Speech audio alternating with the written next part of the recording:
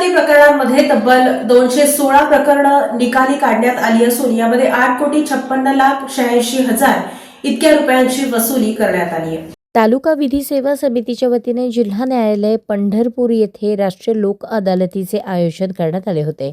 या लोक अदालतीमध्ये 214 प्रकरणे तडजोडीने मिटवण्यात आली। या प्रकरणामध्ये एकूण 8,36,86,649 रुपयांची तडजोड झाली।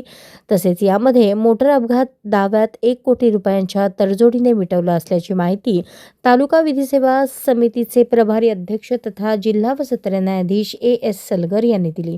या लोक अदालतीसाठी एकूण 5 पॅनलची व 1 नियमित न्यायालयाची व्यवस्था करण्यात आली होती। या पॅनलमध्ये जिल्हा न्यायाधीश A.S. सलगर, न्यायाधीश N.S. बुद्रुक, न्यायाधीश श्रीमती S.S. राऊळ, न्यायाधीश श्रीमती K.G. खोमणे, न्यायाधीश श्रीमती P.R. पाटील, न्यायाधीश A.S. सोनवलकर यांनी काम पाहिले।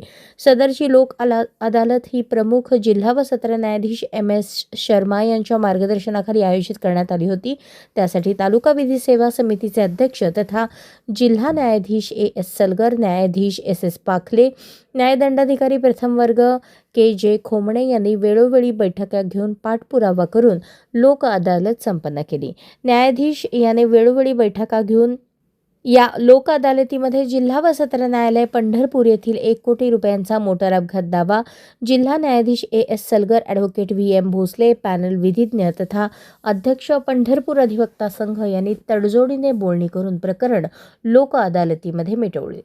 या लोक अदालतीस विधिज्ञ, बँक कर्मचारी, महावितरणचे अधिकारी, गटविकास अधिकारी, पक्षकार, न्यायालयीन कर्मचारी मोठ्या संख्येने उपस्थित होते।